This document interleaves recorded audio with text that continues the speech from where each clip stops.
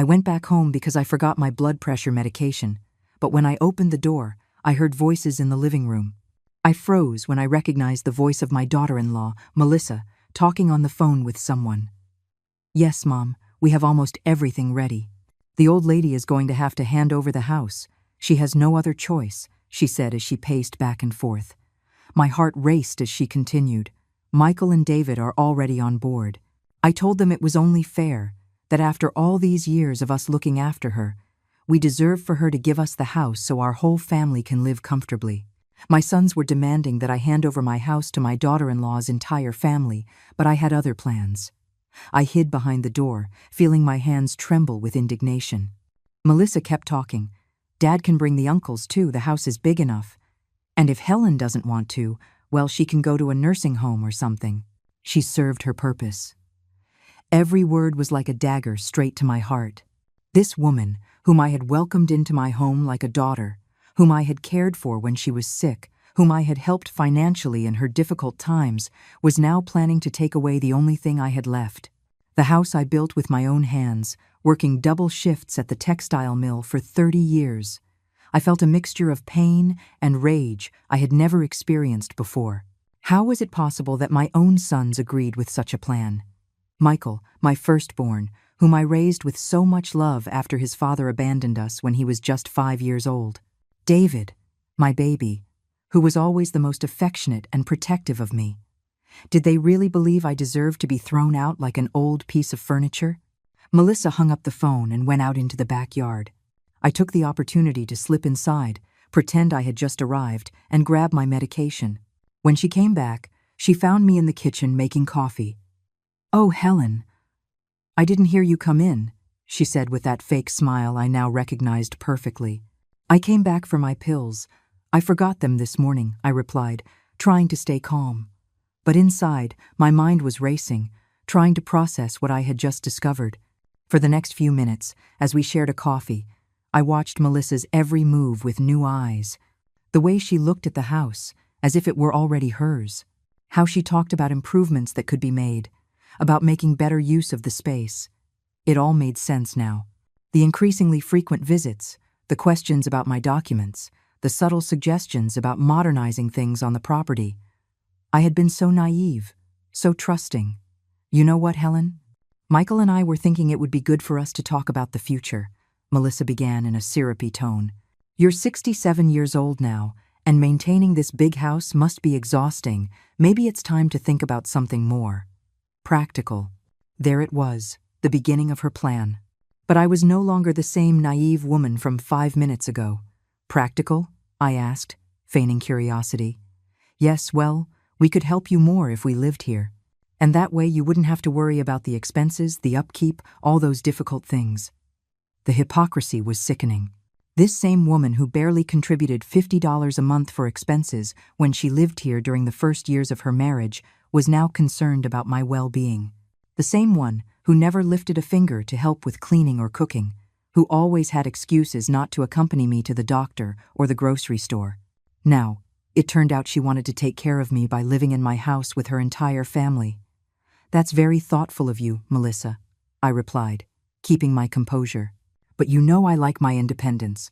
This house has been my sanctuary for so many years." She insisted. "But think about it carefully, Helen. We could take care of everything. You would just have to enjoy your grandchildren and rest." Grandchildren I barely saw because they always had excuses not to visit. Grandchildren Melissa used as bargaining chips whenever she needed something from me. I said a cordial goodbye and went back to my work, but my mind wouldn't stop spinning. All afternoon, while I reviewed invoices and served customers at my small alterations shop, I couldn't concentrate. Melissa's words echoed in my head. "The old lady is going to have to hand over the house." As if it were an obligation, as if I owed them something, as if all these years of sacrifice, of hard work, of building a legacy with my own 2 hands, meant nothing. That night, alone in my house, I walked through each room, remembering the moments lived within those walls. The living room where we celebrated Michael's first birthday, the kitchen where I taught my sons how to bake cookies, the backyard where I planted the roses I loved so much. Every corner held a story. Every space held memories of a lifetime of work and dedication. And now they wanted to snatch it all away, as if I had no right to enjoy the fruits of my labor. The next day I woke up with a strange sense of calm. It was as if I had slept soundly for the first time in months, despite everything I had discovered. As I prepared my morning coffee, I reflected on how I had gotten here, to this life that had cost me so much to build. I remembered my beginnings, when Michael was just 5 years old and David was a baby in my arms. Their father had left us without warning, leaving me alone with 2 small children and not a penny to my name. In those days, I worked at the textile mill from 6 in the morning until 3 in the afternoon, and at night I did sewing jobs at home to earn a few extra dollars. My hands were always busy, always creating, always fighting to provide for my family. On weekends, I sold homemade pies at the local farmer's market, waking up at 4 in the morning to prepare the dough and fillings. Every dollar I earned was sacred. Every cent had a purpose. Food, clothes for the children, medicine when they got sick. I vividly remember the day I decided to buy this plot of land. Michael was 12 and David was 10. We had been living in a small rented apartment where the 3 of us shared a single room. The boys slept in a bed and I slept on a mattress on the floor. I dreamed of giving them something better, a place of our own where they could run, play, and grow without the limitations of a small space. I had saved for 7 years, putting every coin in a cookie tin I hid under my bed. The land cost $8,000, a fortune for me at the time. But the seller, an elderly gentleman named Mr. Abernathy, took pity on my situation. He allowed me to pay it off in installments over 2 years, with the condition that if I missed a single payment, I would lose everything I had invested. I signed without hesitation, knowing it was my only chance to build something lasting for my sons. During those 2 years, I worked like never before. I took extra shifts at the factory, accepted every sewing job that came my way, and sold every last pie on the weekends. Building the house was a slow process, but it was filled with hope. I hired a contractor for the foundation and the main walls, but I did everything else myself with the help of some supportive neighbors. I learned how to install plumbing by watching videos at the public library, painted every wall with my own hands, and installed every tile in the bathroom, working late into the night. Michael and David helped me after school, carrying bricks, mixing cement, and clearing debris. It was our family project, our shared dream. I remember the excitement on their faces the day we finally moved in. Michael ran through the entire house, shouting with joy, choosing which room would be his. David couldn't believe we would have our own yard, where we could plant whatever we wanted. That first night in our new house, the 3 of us stayed up late, lying on the living room floor, because we didn't have any furniture yet, but we were immensely happy. It was our house, built with love, sacrifice, and a tremendous amount of work. The following years were ones of stability and growth. My alterations business began to thrive. The boys studied at a good school, and we had a quiet, prosperous routine. Michael excelled in math and dreamed of being an engineer, while David showed a talent for art and talked about studying graphic design. I supported them in everything, paying for tutors when they needed them, buying materials for their school projects, and making sure they never lacked anything for their education. When Michael turned 18, I gave him $1,000 for his high school graduation. It was money I had saved penny by penny over 2 years, keeping it a secret for that special occasion. He cried when I gave it to him, telling me I was the best mother in the world. I did the same for David 2 years later. I always tried to be fair to both of them, to give them the same opportunities, the same love, the same dedication. Michael met Melissa when he was in college. At first, she seemed like a sweet, polite girl with good manners. She came from a family of modest means, just like us, and that made me feel like she would understand our values and the effort behind everything we had. When he asked for my blessing to marry her, I cried with emotion. My eldest son was marrying a good woman, or so I thought at the time. The wedding was held in our home, in the garden I had worked so hard to create and maintain. The first years of their marriage were harmonious. Melissa and Michael lived with me for 2 years while he finished college and got a stable job. I never charged them rent. I only asked them to contribute $50 a month for food and utilities. Melissa occasionally helped with the cleaning and cooking, though she always seemed to do it reluctantly. But I chalked her attitude up to youth and the natural adjustment of living with a mother-in-law. When they finally moved into their own apartment, I felt a mix of pride and nostalgia. My son had managed to become independent, start his own family, build his future. It was exactly what I had dreamed for him when I was working those long shifts at the factory. David continued to live with me for a few more years, until he also found a job and moved out on his own. For the first time in decades, I was alone in the house, but I didn't feel lonely. I felt fulfilled, satisfied to have completed my mission as a mother. The years of solitude were actually years of personal rediscovery. I could dedicate more time to my business, expand my clientele, and save more money. I renovated parts of the house, replaced old furniture with more comfortable pieces, and planted new flowers in the garden. It was my golden age, the reward after decades of sacrifice. My sons came to visit me regularly. Melissa seemed to have developed a genuine affection for me, and the grandchildren filled the house with laughter on weekends. But now, remembering all those moments as I drank my coffee, I realized the signs had been there for a long time. The increasingly frequent questions about my savings, the suggestion to modernize the house, the comments about how big it was for one person. Melissa had been planting the seeds of her plan for years, so subtly that I hadn't even noticed what was happening. The reality hit me like a punch to the gut. They had been waiting patiently for me to get old enough to be considered vulnerable. They had calculated the perfect moment to execute their plan, when they thought I would be too weak or confused to resist. But they were completely mistaken. At 67 years old, my mind was clearer than ever, and my determination was ironclad. 3 days after overhearing Melissa's phone conversation, I decided I needed more information before making any decisions. I couldn't act based on just one call, no matter how revealing it had been. That morning, while I was watering the plants in the garden, I saw Michael's car pull up. It was strange because he usually called before visiting, but this time he arrived unannounced, accompanied by David. My 2 sons, together. Something that didn't happen often, unless it was a special occasion.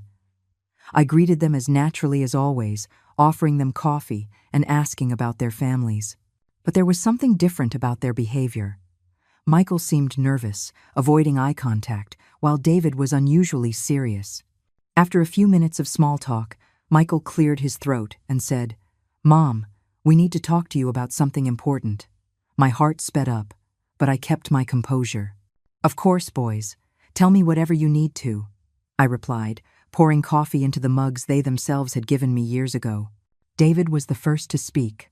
"Mom, we've been thinking a lot about your situation here in the house." The word situation struck me as odd, as if living in my own home was a problem that needed solving. "Michael and I think it's time for you to consider, well, to think about more comfortable alternatives for yourself." There it was, beginning exactly as Melissa had planned. My own sons, the children I raised with so much love and sacrifice, were now suggesting I abandon my home. Michael took over. "Look, Mom, it's not that we want to get rid of you or anything. It's just that this house is very big, very expensive for one person to maintain. The utility bills, the repairs, the yard work. It's all a lot for someone your age." 67 years old didn't seem that old to me, especially since I felt strong and capable of taking care of my property. But apparently, to them, I was already a decrepit old woman unable to manage her own affairs. "Besides," David continued, "we thought you might be more comfortable in a smaller place, easier to clean and maintain. There are even some very nice retirement communities, with activities, companionship, and 24-hour medical care. Retirement communities. Nursing homes. Exactly what Melissa had mentioned on the phone. The coincidence was too obvious to be a coincidence. I feigned consideration as I internally processed the magnitude of their betrayal. "What you're saying is interesting," I replied slowly. "But I don't understand why you think I need to change my lifestyle. I feel great here. This house has been my whole life." Michael shifted uncomfortably in his seat before continuing. "It's just that, Mom, we have our needs too. Mikey is getting bigger, he needs more space. And Melissa's family." There it was, the truth starting to come out. "Melissa's family?" I asked, feigning confusion.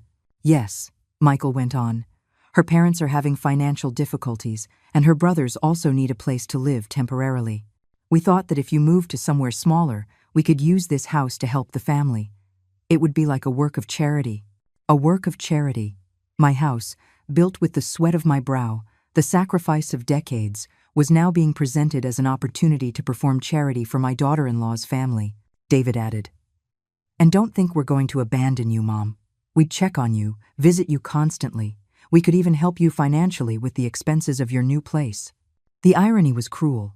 They were offering me financial help to pay for a nursing home while they took possession of a house worth over $200,000 on the current market.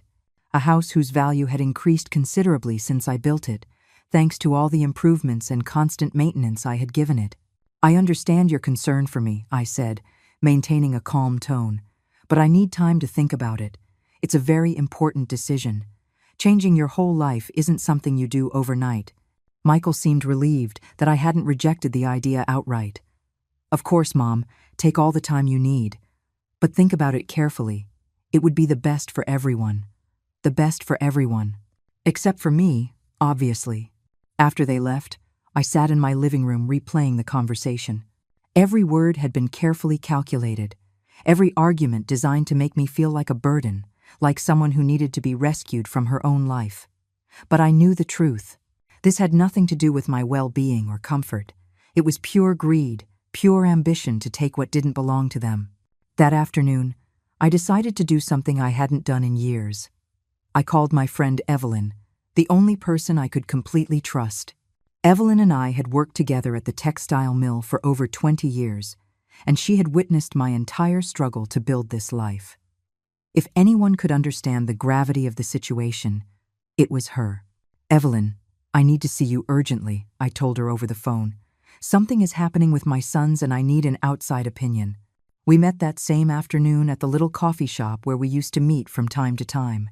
Evelyn arrived in her characteristic olive green dress and that warm smile that always calmed me down. I told her everything. Melissa's phone call, my son's visit, the hints about moving me to a retirement home. Evelyn listened in silence, but I saw her expression harden with every detail I recounted. Helen, she said finally, this is exactly what happened to my neighbors 2 years ago. The children convinced them to sell their house to help them with finances, promising they would all live together in a new house. In the end, the old couple ended up in a cheap nursing home while the kids enjoyed the money from the sale. Her story sent a chill down my spine. It wasn't the first time something like this had happened, and it probably wouldn't be the last. But Evelyn, I said, they're my sons. I raised them, educated them, sacrificed everything for them. How could they do this to me? She took my hands firmly. Helen, a mother's love doesn't always guarantee a child's love. Sometimes people change, they get influenced, they become greedy, and that daughter-in-law of yours. From the first day you introduced her to me, I didn't like something about her. She had that calculating look, as if she was sizing up everything you owned. Evelyn was right. I remembered perfectly the day I introduced her to Melissa. My friend had been polite, but reserved, and later commented that the girl seemed too interested in the details of my house and business. At the time, I thought Evelyn was being judgmental, but now I realized her instincts had been spot on from the beginning. What do you advise me to do? I asked, feeling more vulnerable than I had in years. First, Evelyn replied with determination, you need to protect your assets. Go to the bank, talk to a lawyer, make sure no one can do anything with your property without your consent. Second, don't give them the slightest hint that you know what they're planning. Let them think you're considering their proposal while you prepare your own strategy. I returned home that night with a mix of sadness and determination. The sadness of realizing that my own sons had betrayed me, but the determination not to let them get away with it. I had worked too hard, sacrificed too much, and built too much to just give up now. If they thought that being an older woman made me easy to manipulate, they were about to find out just how wrong they were. I couldn't sleep that night. I stayed up late, walking through the house and replaying every conversation I'd had with Michael and David in recent months. Now, with this new perspective, everything began to make a sinister kind of sense. The seemingly innocent questions about my legal documents, the suggestion to update my will, the comments about how expensive it must be to maintain such a large house. It had all been part of a carefully orchestrated plan. I vividly remembered a conversation I had with Michael about 3 months ago. He had come to visit on a Sunday afternoon while we were having coffee in the garden. He asked me, "Mom, do you have all your papers in order? Your house deed, your will, those important things." At the time, it seemed like a logical question from a responsible son concerned about his mother's well-being. "Yes, son. Everything is in the safe deposit box at the bank," I had replied without suspicion. "And do you have copies here at home?" he had insisted. "Just some basic copies in my filing cabinet," I answered, even feeling proud of his apparent maturity and responsibility. Now I realized that conversation hadn't been casual. Michael was assessing how easy it would be to access my documents, how vulnerable my legal situation was. He had probably gone back with that information to Melissa, who would have designed the next step of their strategy. The thought made my stomach turn. My own son, the boy I had carried in my arms for entire nights when he was sick, was now part of a conspiracy to strip me of everything I had built. I also remembered a strange conversation I had with David a few weeks ago. He had come home with a worried expression and told me, "Mom, I've been thinking about your future. Don't you feel lonely living here? Wouldn't it be better if you were surrounded by people your own age, with activities, with medical care available?" At the time, I thought it was sweet of him to worry about my social well-being. "I don't feel lonely, son," I had replied. "I have my friends, my work, my routine. I like my independence." But he had insisted. "It's just that, Mom, at your age, a lot can happen. An accident, a medical emergency. If you lived in a specialized community, you'd have immediate help." The manipulation had been subtle but constant. My sons had been planting seeds of insecurity and dependence for months, trying to convince me that I needed to be rescued from my own life. And behind it all was Melissa, the mastermind of the operation, the one who had turned my sons into her accomplices. I wondered how long she had been planning this. How long had she been waiting for the perfect moment to execute her plan? I also replayed Melissa's behavior during recent family visits. How she assessed each room with a calculating gaze, as if she were already mentally decorating the spaces for her family. How she made comments about optimizing the use of certain rooms, about modernizing the kitchen or the bathroom. How she always asked about the cost of repairs or improvements I made to the house, as if she were keeping a mental tally of the investment. I especially remembered one occasion, just a month ago, when Melissa brought her mother for a visit. The woman had toured the whole house with an admiration that seemed genuine to me at the time. "What a beautiful house, Helen," she had said. "It must have cost a fortune to build." Proud of my work and sacrifice, I had told her the whole story. How I had saved every penny, how I had worked double shifts for years, how I had built much of it with my own hands. Melissa's mother had listened very attentively, asking specific questions about costs, materials, and improvements made. Now I understood that conversation hadn't been a casual chat between older women. It had been an evaluation, an informal appraisal of my property. Melissa's mother had probably gone home with all the information necessary for her daughter to calculate exactly how much what they were trying to take from me was worth. The family's complicity was obvious. They were all in on the plan. I got out of bed and went to my filing cabinet, where I kept copies of my most important documents. I took out the deed to my house and read it carefully, as if for the first time. There was my name, clearly stated as the sole owner. I also reviewed my will, a simple document I had made years ago, leaving everything equally divided between Michael and David. But that will would only take effect after my death, and I had no intention of dying soon to make things easier for them. The reality of the situation hit me with renewed force. My children didn't just want my house, they wanted to get rid of me so they could enjoy it freely. They didn't want to deal with the inconvenient presence of the original owner. They wanted all the benefits without any of the responsibilities, all the rights without any of the obligations. And the most painful part of all was that they had probably been waiting for years for me to be old enough to be considered incompetent or vulnerable. I sat on my bed and cried for the first time since I had discovered the betrayal. They weren't tears of self-pity, but tears of mourning.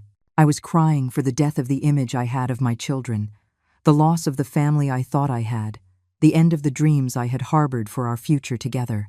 I had imagined that in my golden years I would enjoy the company of my children and grandchildren, that they would care for me with the same love I had cared for them. Instead, I discovered they saw me as an obstacle to their ambitions.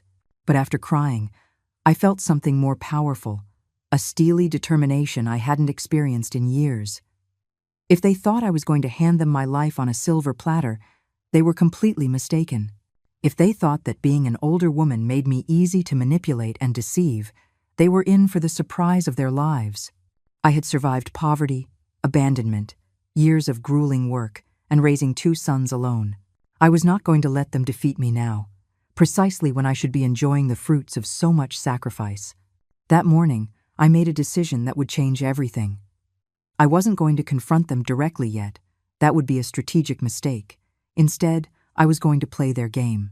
I was going to pretend I was seriously considering their proposal while secretly preparing my own counteroffensive. If they wanted to be manipulative, they were about to find out that their mother had learned a few lessons in her 67 years of life. By dawn, I had a basic plan in mind. First, I needed to legally protect my assets to ensure no one could do anything without my explicit consent. Second, I had to investigate more deeply to fully understand the extent of the conspiracy. How many people were involved? How detailed was their plan? Had they already identified the nursing home where they wanted to put me? Third, I needed to document everything I could to have proof of their betrayal. But the most important thing of all was to maintain the facade. I had to continue being the loving and seemingly naive mother they thought I was. I had to make them believe I was falling into their trap, that their arguments were gradually convincing me. Only then could I buy the time I needed to prepare my definitive response. I showered, got dressed, and ate breakfast with a serenity that surprised even me. For the first time in days, I knew exactly what I had to do. The battle had just begun, and although my opponents believed they had all the advantages, they were about to discover they had seriously underestimated their adversary. At 9 o'clock the next morning, I called the bank where I'd had my account for over 20 years. "Good morning. This is Helen Carter.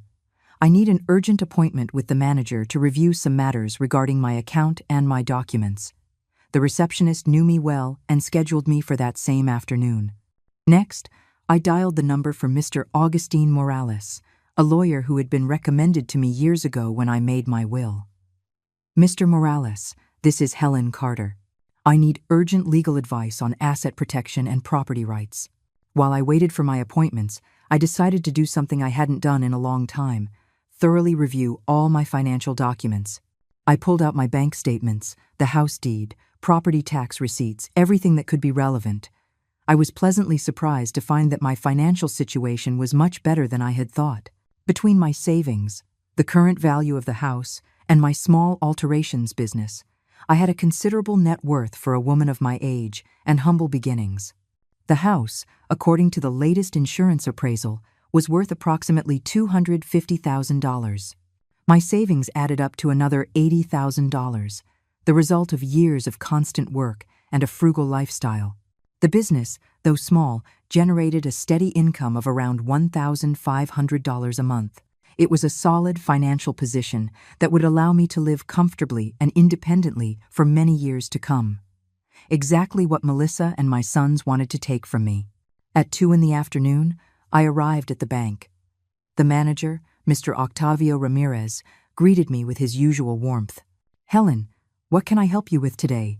I explained my situation without going into too many personal details. "Mr. Ramirez, I need to make sure that no one but me can access my accounts or make transactions with my assets.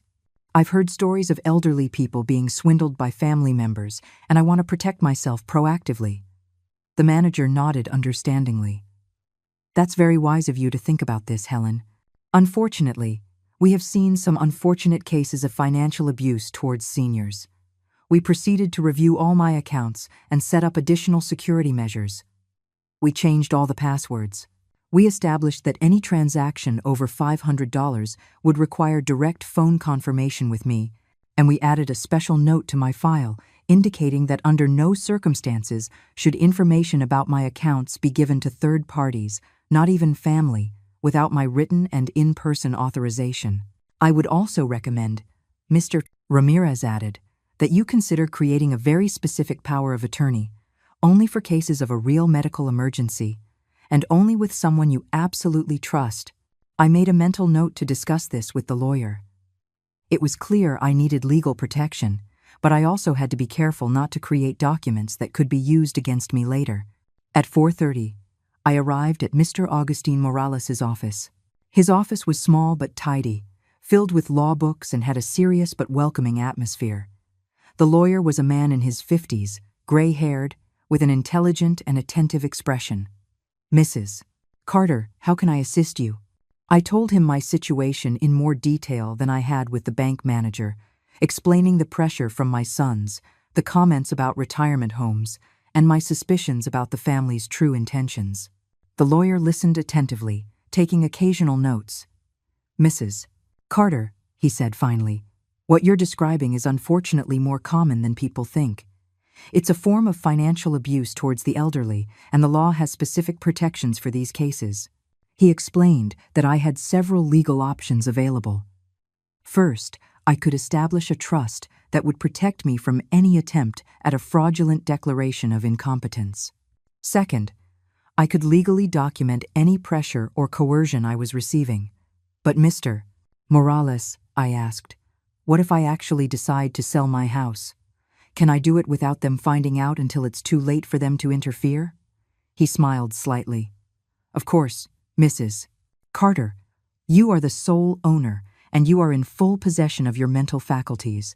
You can sell your property whenever you want, to whomever you want, and for the price you deem fair. In fact, if I may suggest, we could prepare all the sale documentation confidentially, so that when you decide to proceed, the process will be quick and irreversible." That suggestion greatly intrigued me.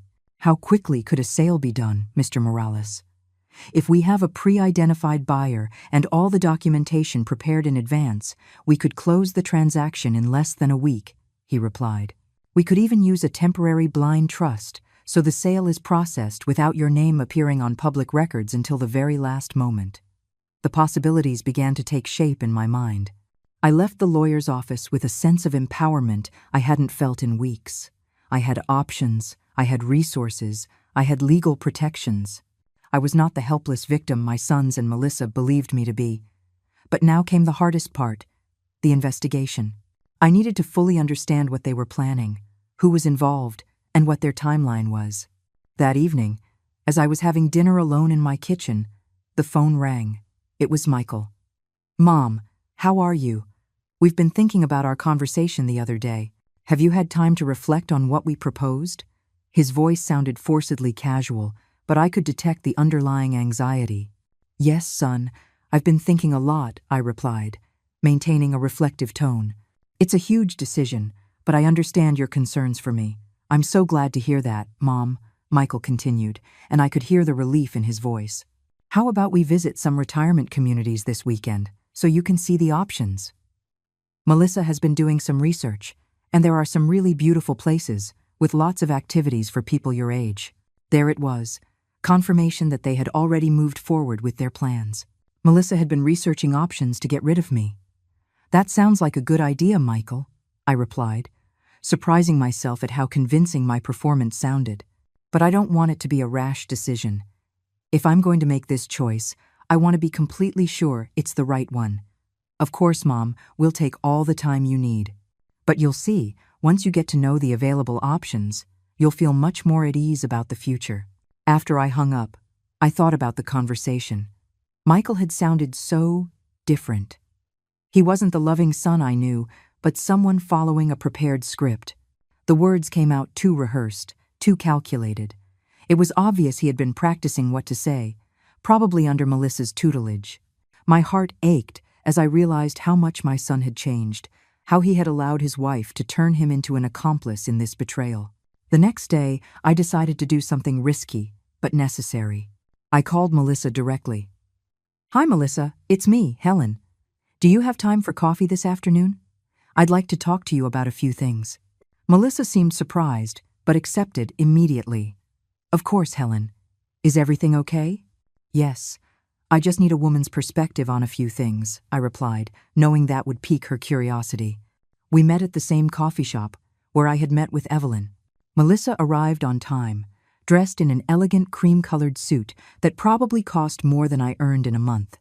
She sat across from me with a smile I now recognized as completely false. "So, Helen, what can I help you with?" "Melissa," I began slowly, "I've been thinking a lot about the conversation I had with Michael and David. About my future, about the house, about everything." I saw her eyes light up with barely contained interest. "It's a very difficult decision for me, but I think you're right. At my age, maintaining that house is too much work." Melissa leaned forward, clearly thrilled by what she was hearing. "I'm so glad you're considering our suggestions, Helen," she responded with poorly disguised enthusiasm. "Michael and I only want what's best for you. And I assure you, if you decide to make this change, we'll be there to support you in every way." "That's very reassuring, Melissa," I continued. "But I have some practical concerns. For example, what would happen to the house? I can't just abandon it." "Oh, don't worry about that," Melissa replied immediately. "Michael and I have talked about it. We would take care of everything.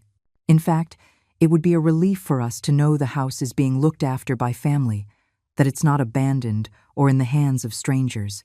There was the direct admission of her intentions. She hadn't mentioned for a moment the possibility of selling the house to pay for my stay in a retirement community. She simply assumed they would keep it. "That does put my mind at ease," I lied.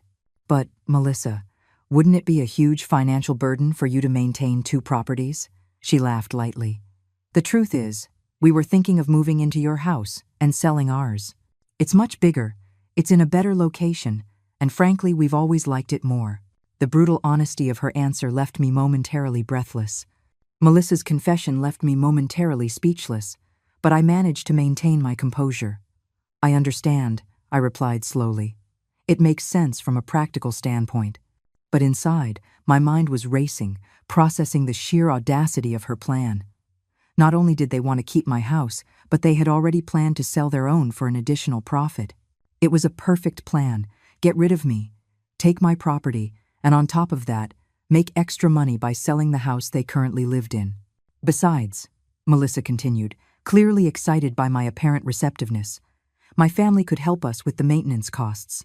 My parents are thinking of moving in too, and my brothers could help with the cleaning and the yard." There it was, the final confirmation of what I had heard in her phone conversation. Her entire family was involved in the plan to take over my house. "Your family would move in too?" I asked, feigning innocent curiosity. "Well," Melissa replied, adjusting herself in her chair, "it's a very large house, as you always say. It would make sense to use all the available space, and that way we could split the expenses among more people." The way she talked about my house, as if it were already hers, made my stomach churn. Every word confirmed they had been planning this for a long time. "It seems very considerate of your family to want to help," I commented, maintaining my naive grandmother act.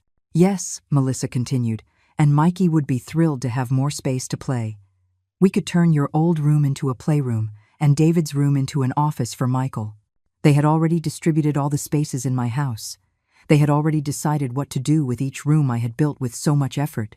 The conversation continued for another half hour, with Melissa revealing more and more details of her plans. She told me about the improvements they wanted to make to the house, how they could modernize the kitchen and bathrooms, about the possibility of building an extension in the backyard to accommodate more family. Every word was like a stab, but I kept nodding and showing interest, mentally storing every detail to use later. "One more thing, Helen," Melissa said at the end of our meeting. "Michael and I have been researching some really beautiful retirement communities. How about we visit a few this weekend, just so you can see the options?" "That sounds perfect," I replied. "The more information I have, the better decision I can make." Melissa said goodbye with a hug that I now found disgusting, but which I received with the same performance as always. That night, I called Evelyn to tell her everything I had discovered. "Helen," she said indignantly, "that woman has no shame. And your sons. I can't believe they're a part of this." "What hurts the most," I confessed, "is realizing how completely Michael has changed. The son I raised would never have done something like this." Evelyn was silent for a moment before replying. "Sometimes the people we love disappoint us in ways we never imagined. But what's important now is that you protect what belongs to you. The next day, I decided to do something that scared me, but was necessary: research the retirement communities Melissa had mentioned. I called 3 of the best-known places in the city and asked about costs, services, and availability. The information I got sent a chill down my spine. The nice places Melissa probably had in mind cost between $3,000 and $5,000 a month. With my current savings, I could afford a decent facility for a maximum of 2 years. After that, I would have to resort to much cheaper, lower-quality places. But the most revealing thing was a conversation I had with the administrator of one of the most expensive communities. "Ma'am," she told me, "many families come here looking for options for their parents or grandparents. Unfortunately, we've noticed that some people bring their elderly relatives here only after having taken their properties. It's a very sad situation, because the senior ends up paying for their own residence with the money from their house sale, while the family keeps the profit." Those words confirmed my worst fears. The plan wasn't just to take my house, but also to make me pay for my own exile with the money from its sale. It was a perfect scheme of financial abuse against the elderly, and my own sons were participating in it. I felt physically sick realizing the depth of their betrayal. That afternoon, I received an unexpected call. It was David. "Mom, how are you feeling? Michael told me you've been seriously considering our proposal about moving to a more comfortable place." His voice sounded strangely nervous, as if he were reading from a script. "Yes, son," I replied. "I've been thinking a lot about what you told me. I think you're right about many things." "I'm so glad to hear that, Mom," David continued.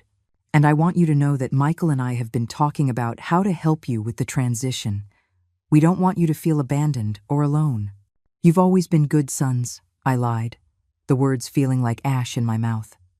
"But I have a question, David. If I move to a retirement community, what will happen to all my things? I have a whole life accumulated in that house." There was a pause before he answered. "Well, Mom, obviously you'd take your most important things, your keepsakes, your photographs, but a lot of stuff. Well, there isn't that much space in a retirement home. Michael and I could keep some of the furniture, so it stays in the family." There was another piece of the puzzle. They didn't just want my house, they also wanted my belongings, the furniture I had bought with so much effort over the years. "I understand," I replied. "It's very thoughtful of you to want to keep things in the family." "Exactly, Mom. And don't worry about the legal or financial aspects. Michael knows a lawyer who can help us with all the paperwork to transfer the property. It would all be very simple and quick." The mention of a lawyer to transfer the property was the last straw. They had even identified the professional who would help them legally strip me of my assets. After hanging up, I sat in my living room and looked around. Every piece of furniture had a story. Every object represented a sacrifice, a moment of joy, a small victory in my struggle to build a decent life. The sofa where I had comforted my sons when they were sick, the table where we had eaten dinner together for so many years, the curtains I had sewn myself to save money. They wanted to divide it all up as if it were the spoils of war. That night, I made a final decision. I was not going to let them get away with it. The time had come to move from investigation to action. I called Mr. Morales and asked for an urgent appointment for the next day. "Mr. Morales," I said, "I want to proceed with the sale of my house as quickly as possible, and I want it to be a complete surprise to my family." "I understand perfectly, Mrs. Carter," the lawyer replied. "Have you already identified a potential buyer?" "Not yet," I admitted, "but I'd rather sell at a price slightly below market if it guarantees a quick and discreet sale." "Very well," said the lawyer. "I know several investors who buy properties with cash. We could have offers in less than a week." I also called my friend Evelyn. "Evelyn," I said, "I need your help with something very important. I'm going to sell my house without my sons knowing, and I need to find a small place to live afterwards." Evelyn didn't hesitate for a second. "Count on me, Helen. In fact, there's a very nice apartment becoming available in my building. It's perfect for one person, has good lighting, and is in a quiet neighborhood." For the first time in weeks, I went to sleep with a sense of peace. I had a plan, I had allies, and I had the determination needed to execute it. My sons and Melissa thought they had everything under control, that I was a helpless old woman who would fall easily into their trap. They were about to find out just how wrong they were. On Friday morning, Michael called to confirm our plan to visit retirement communities over the weekend. "Perfect, son," I replied with feigned enthusiasm. "I'm very excited to see the options you've found for me." As I spoke with him, I had already scheduled a meeting with an investor for Monday, and Mr. Morales was preparing all the documents for a quick sale. The irony was delicious. While they thought they were convincing me to hand over my life on a silver platter, I was orchestrating my own liberation. The battle was about to reach its climax, and I had the element of surprise on my side. On Saturday morning, Michael arrived promptly at 10 o'clock with Melissa and Mikey to take me to visit the retirement communities. Melissa was wearing a very elegant coral-colored dress and a radiant smile that couldn't hide her excitement for what she believed was the triumph of her plan. "Good morning, Helen." She greeted me with a hug that I found repulsive. "We're so excited to show you the options we've found. You'll see, there are some really beautiful places." Mikey, my 8-year-old grandson, ran to hug me. "Grandma, Dad says you're going to move to a place where there will be lots of grandmas and grandpas for you to play with." My grandson's innocence broke my heart. He had no idea what was really happening, how his parents were conspiring to get rid of me. "Yes, my love," I replied, stroking his hair. "We're just exploring some options." During the drive to the first community, Melissa chattered on about the wonderful activities I would have, the peace of mind of not having to worry about home maintenance, the companionship of people my own age. Every word was carefully chosen to make my exile sound like a blessing. Michael nodded at everything his wife said, like a puppet following her instructions. The first community was indeed beautiful. Well-tended gardens, modern facilities, friendly staff. But when the administrator explained the costs, I almost fainted. The full package, including a private room, 3 daily meals, recreational activities, and basic medical care, costs $4,200 a month, she announced cheerfully. Melissa and Michael exchanged satisfied glances. They had clearly already researched these prices. "It's a bit pricey," I commented, feigning concern. "Oh, don't worry about that, Mom," Michael replied immediately. "We'll help you with the expenses." A lie. I knew perfectly well that with my current savings, I could afford that place for less than 2 years, after which I would have to resort to their cheaper options or depend entirely on state aid. We visited 2 other communities during the day. One was even more expensive, and the third was significantly cheaper, but also much less pleasant. The rooms were small, the staff seemed overwhelmed, and the general atmosphere was depressing. "This last option might be more practical in the long run," Melissa suggested discreetly. There was the truth.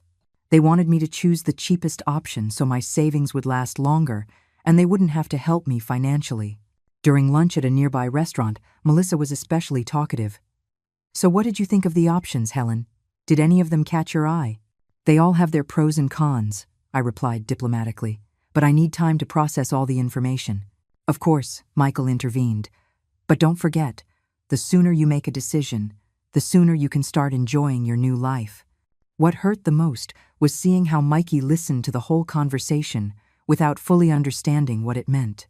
At one point, my grandson asked me innocently, "Grandma, are you not going to live in your house anymore?" Before I could answer, Melissa jumped in quickly. "Grandma is going to live in a new place where she'll be more comfortable, honey, and we're going to take care of her house so it doesn't get run down." That afternoon, when we returned to my house, Melissa couldn't resist making a few more comments. As we walked through the garden, she pointed to different areas. "You know, Helen, when we take over the house, we could put a small pool back here. Mikey would love that." The casual way she spoke of taking over my house, as if it were already a done deal, confirmed that I had made the right decision. That night, after they left, I called Mr. Morales. "Mr. Morales, how are the preparations for the sale going?" "Excellent news, Mrs. Carter," he replied. "I have 3 very interesting offers. One is for $240,000 in cash with a closing in 5 business days. It's slightly below market value, but it guarantees a quick and hassle-free transaction." "I accept that offer," I replied without hesitation. "Proceed with all the necessary paperwork." On Sunday morning, as I was having coffee in my garden for what I knew might be one of the last times, I received an unexpected call. It was Melissa's mother. Good morning, Helen. It's Regina, Melissa's mom. How are you? I was very surprised to get her call, as Regina and I had barely spoken directly on the few occasions we had met. I'm fine, Regina. Thank you for asking, I replied, curious about the purpose of her call. Look, Helen, she continued in a confidential tone. Melissa told me about your plans to move into a retirement community. I think that's a very wise decision on your part. The way she said it confirmed that Melissa's entire family was aware of the plan and had probably been discussing among themselves how to divide the benefits. Yes, I replied, keeping up my act. It's a difficult decision, but I think it's for the best. Exactly, Regina continued with poorly disguised enthusiasm. And I wanted to tell you that my family is very grateful for the opportunity to help Michael and Melissa by taking care of the house. Don't you worry. We'll keep it in perfect condition. There was the final confirmation that Melissa's entire family was involved in the plot. That's very reassuring to know, Regina, I lied. A house needs to be lived in and cared for to stay in good shape. Of course, she replied. In fact, we've already been making some plans on how to arrange the rooms to comfortably accommodate the whole family. The audacity was incredible. They were already planning how to carve up my house before I had even made an official decision. On Monday morning, I arrived early at Mr. Morales' office. The sale documents were perfectly prepared, and the buyer, an investor named Octavio Mendoza, had already deposited the money into a trust account. Mrs.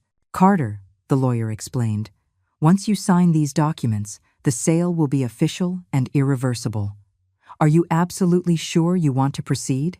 Completely sure, I replied, signing each document with determination. Now, Mr. Morales, I need your help finding a small apartment to live in. Something modest but comfortable, preferably near my friend Evelyn's building. I already anticipated that need, the lawyer smiled.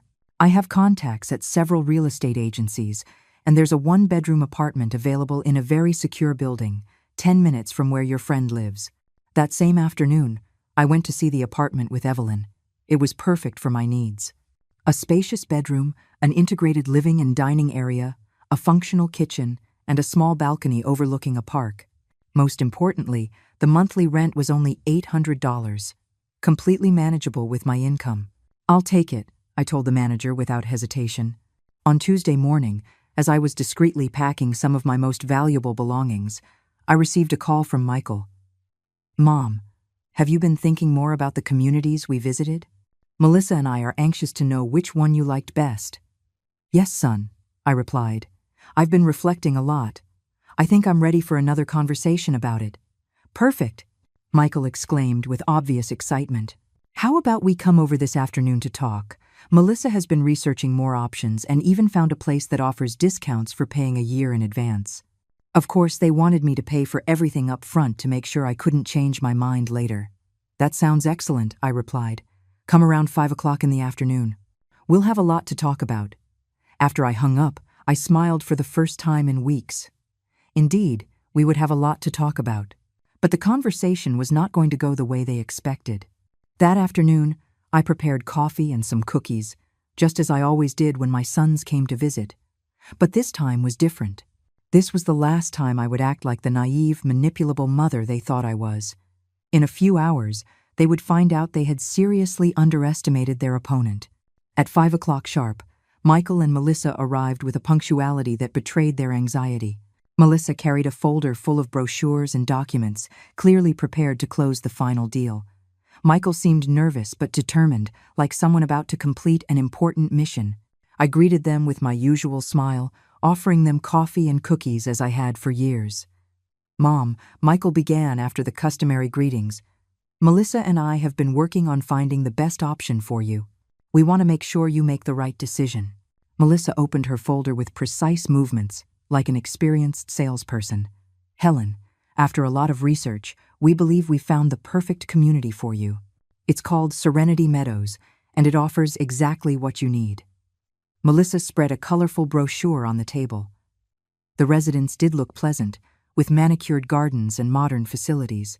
The best part, she continued enthusiastically, is that they offer a significant discount if you pay for a full year up front. Instead of $4,000 a month, It would only be $3,500, a savings of $6,000 a year. Michael added, "And Mom, we could help you with the down payment. It would be like an investment in your future, in your comfort and peace of mind." The hypocrisy was nauseating. They wanted me to spend my savings on my own exile, while they took possession of a property worth $250,000. "That's very generous of you," I replied, maintaining my act. "But I have some practical questions. If I decide to move to Serenity Meadows, what exactly would happen with my house?" Melissa and Michael exchanged a quick glance before she answered. "Well, Helen, as we discussed, Michael and I would take care of maintaining it. It would be a relief for you not to have to worry about those responsibilities." "I understand," I continued. "But maintenance means costs. Utilities, taxes, repairs. How do you plan to cover those expenses?" Michael cleared his throat nervously. "Well, Mom, we thought the most practical way would be to temporarily transfer the property into our name. That way, we could handle all the legal and financial aspects without complicating things for you with paperwork." There it was. The word transfer had finally left their lips. Not look after or maintain, but transfer. They wanted me to legally hand over my property under the pretext of administrative simplicity. "Temporarily transfer?" I asked, feigning confusion. "What does that mean, exactly?" Melissa leaned forward with her most convincing smile. "It means you would still be the real owner, but legally, the property would be in our name to make it easier to manage expenses and maintenance. It would just be a matter of practical convenience, lie after lie. Once I transferred the property, there would be no going back. I would be left without a house and without assets, completely dependent on their generosity."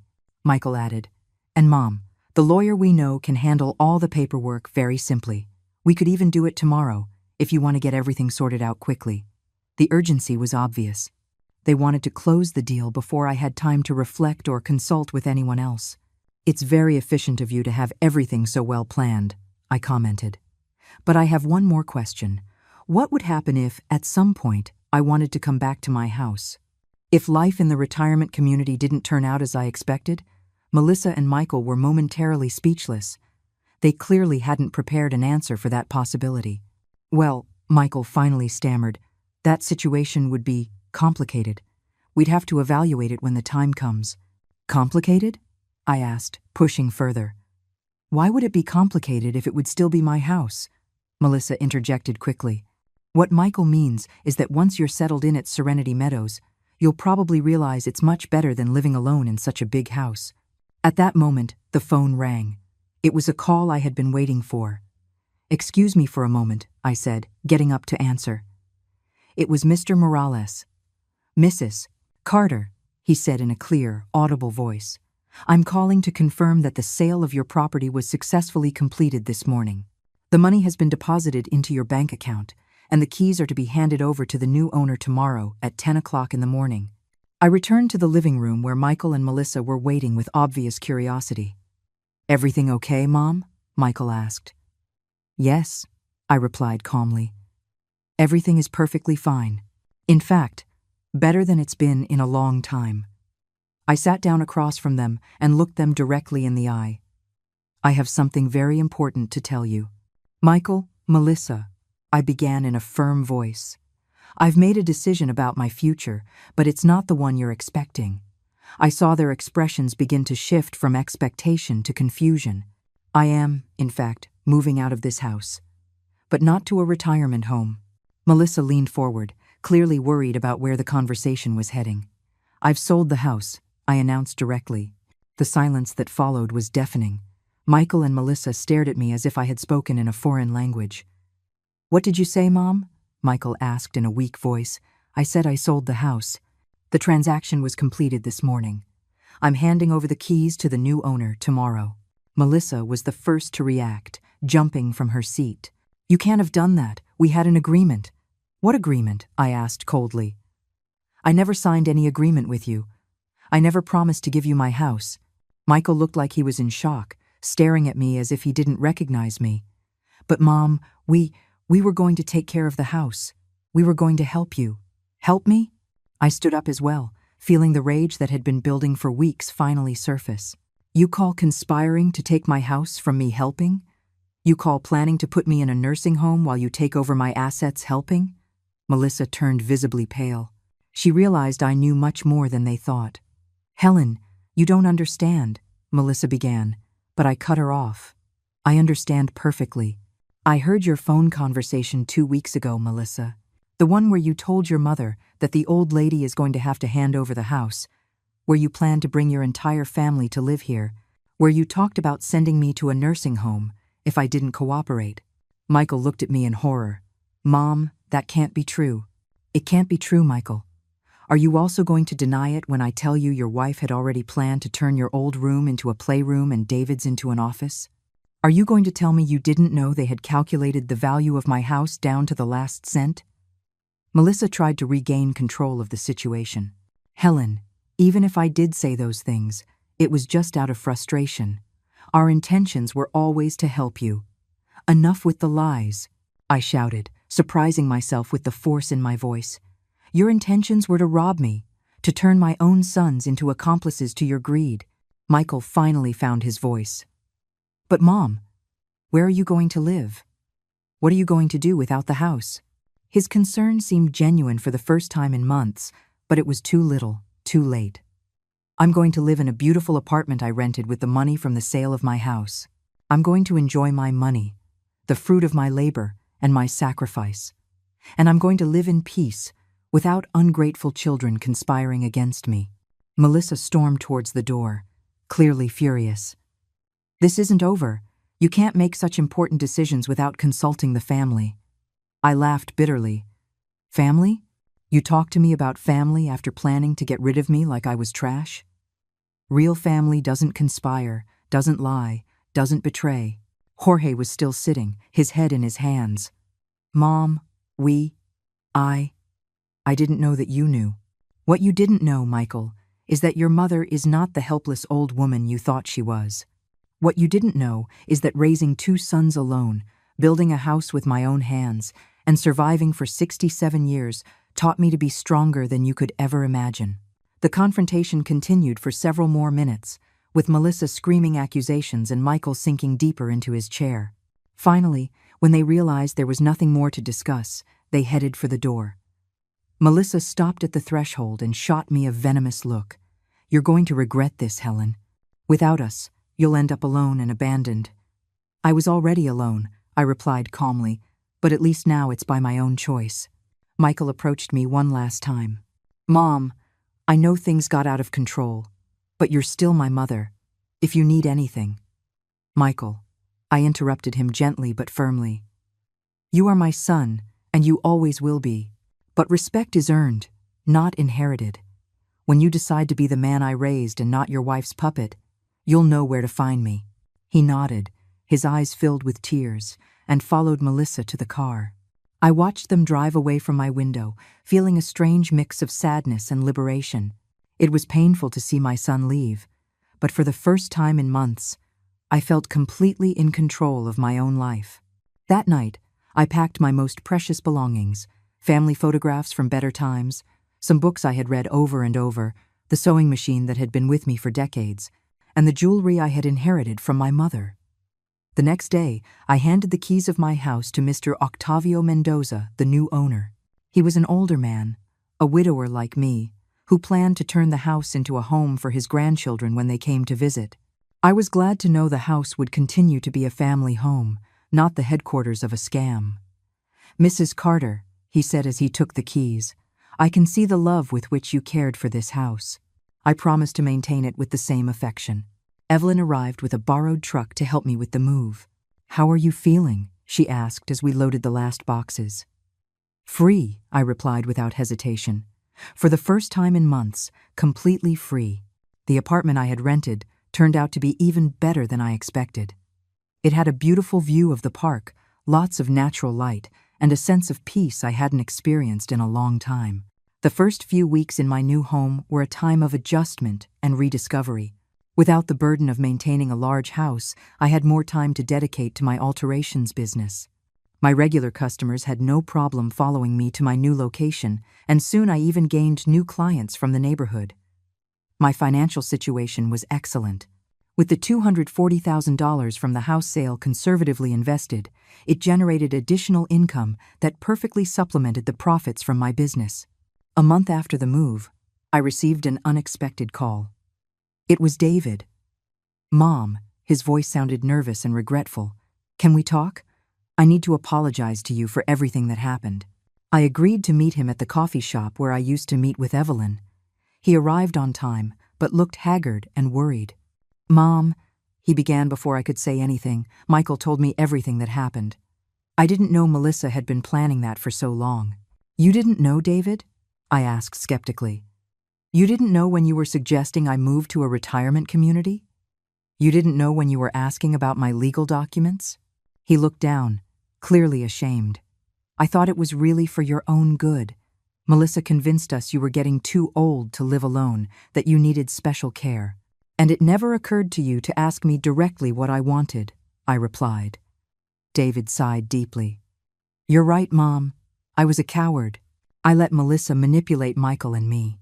But I want you to know that since I found out the truth, I've been thinking a lot about the kind of son I've been." His words sounded sincere, but the wound was too deep to be healed with a single conversation. "I appreciate your honesty, David," I told him, "but actions have consequences. You can't conspire against your mother and then expect everything to go back to normal with an apology." "I understand," he replied, "and I don't expect your immediate forgiveness. I just want you to know that I've realized my mistakes and I'm working to be a better person." I asked him about Michael and Melissa. "Michael is devastated," he told me. He realized that Melissa manipulated him for years, not just with the house, but in many other things. They're having serious marital problems. I felt a mix of satisfaction and sadness hearing this. Satisfaction because the truth had finally come out. Sadness because it meant my family was falling apart. "And Melissa's family?" I asked. "Oh," David replied with a bitter smile. "It turns out that when they found out there was no house to inherit, their enthusiasm for helping with the upkeep magically disappeared.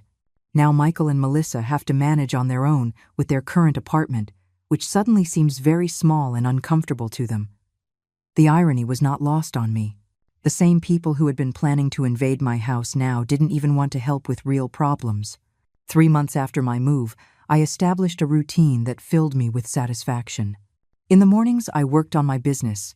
In the afternoons, I read in the nearby park or visited Evelyn. And in the evenings, I enjoyed the tranquility of my apartment. I had joined a book club at the local library where I met several women my age with similar stories of overcoming adversity and finding independence. One afternoon, while walking through the park, I ran into Mikey, my grandson. He was with a babysitter, evidently because Michael and Melissa were having trouble coordinating their schedules now that they didn't have the option of leaving the boy with me as they had planned. "Grandma," he shouted, running towards me. I hugged him with all the love I had always felt for him, reminding myself that his parents' mistakes were not his fault. "Why don't you live in your big house anymore, Grandma?" he asked with the innocent curiosity of children. "Because I decided it was time for new adventures," I replied. "Do you like your new house?" "I love it," I told him honestly. "It's perfect for me." The babysitter recognized me and greeted me cordially. "The boy asks about you often," she commented in a low voice. "His parents have been very busy lately." That night, I reflected on the conversation with my grandson. I realized that although I had lost the close relationship with my sons, perhaps in the future I could maintain some kind of bond with Mikey. Children deserve to know their grandparents, and he was not to blame for his parents' decisions. I decided that, in time, I would find a way to maintain that connection without compromising my own peace and dignity. 6 months after selling my house, I received one last call from Michael. His voice sounded different, more mature, more reflective. "Mom," he said, "I know I have no right to ask you for anything after everything that happened, but I need you to know something. Melissa and I are getting a divorce." The news didn't surprise me, but I asked him how he felt about it. Relieved, he admitted. I realized that for years I had been living the life she wanted, not mine. Losing you was the too high price I had to pay to realize that.